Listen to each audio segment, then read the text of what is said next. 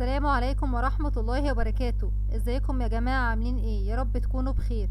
النهاردة هنحكي مع بعض قضية مهمة جدا، بس قبل اي حاجة ما تنسوش تذكروا الله وتصلوا على اشرف الخلق حبيبي وشفيعي رسول الله محمد صلى الله عليه وسلم. ولو عايزين تعرفوا كل التفاصيل كملوا معايا الفيديو للنهاية، ويا ريت لو مش مشتركين في قناتي تشرفوني بالاشتراك في قناتي المتواضعة وتدعموني باللايك والشير.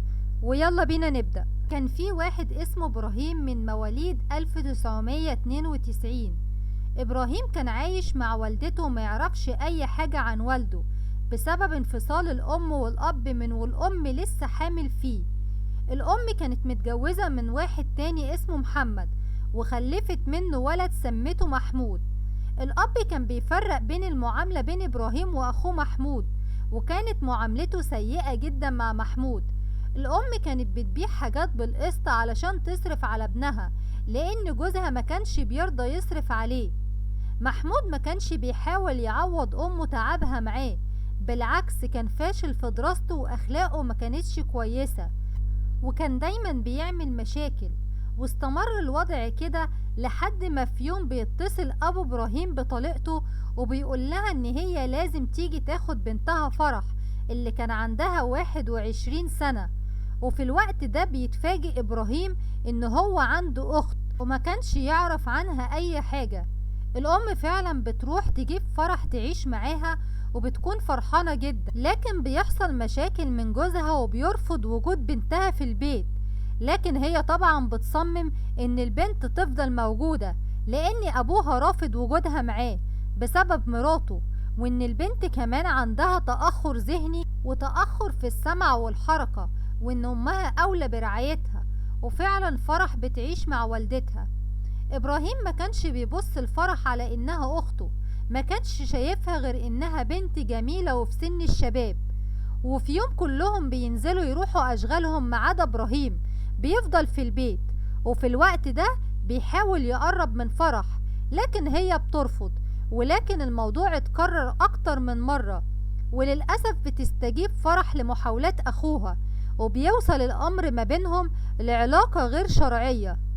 لحد ما في يوم فرح بتقول لأمها إنها حاسة بحاجة غريبة، وبتروح تكشف وبتتفاجئ إن هي حامل. وبينزل الخبر على أم فرح زي الصعقة، وبتاخد فرح وبتروح على البيت. ولما بتوصل بتحاول تستنجد بابنها إبراهيم اللي هو أخو فرح، وبتكون الصدمة الأكبر لما بيقول لها وطي صوتك وما تزعقيش، اللي في بطن فرح يبقى ابني. في الوقت ده الست بتحكي لجوزها على اللي حصل، وبيقرر ان هو يطلق مراته وياخد ابنه ويمشي. وبتمر الشهور وبتولد فرح، وبتقرر الام انهم يتخلصوا من الطفل. لكن الحكاية ما خلصتش على كده، لا ده فضلت علاقة ابراهيم وفرح اخته مستمرة، وما كانش فيه اي رد فعل من الام، لحد ما فرح بتحمل للمرة التانية. وساعتها بيرفض ابراهيم ان هو يتخلص من ابنه، وبيصمم ان الحمل يكمل، وفرح بتولد الولد ويتربى معاهم.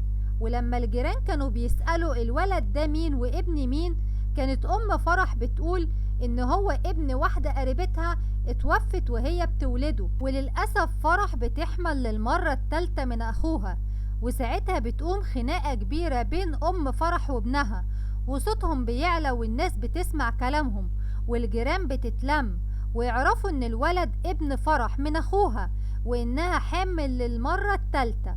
وساعتها الجيران بيقرروا ان هم يبلغوا عن ام فرح وابنها. فعلا بيروحوا ويقدموا بلاغ في اسم شرطة العبور، وبيتم القبض على ابراهيم وفرح وامهم. والغريب ان فرح لما اتقبض عليها كانت بتعيط وزعلانة جدا على ابراهيم، وهو كمان كان بيعيط ان هو هيسيب ابنه. وتقريبا هما الاتنين نسيوا ان هما اصلا اخوات، وان اللي عملوه ده كبيرة من الكبائر. وطبعا بعد القبض عليهم اتحولت القضية للحكم فيها، ولحد دلوقتي محدش يعرف اتحكم عليهم بايه. لكن الاكيد ان فرح مش هتتحاكم لانها مريضة وغير مسؤولة عن تصرفاتها. لكن بالنسبة للاولاد الاتنين اتنسبوا للجد والد الام.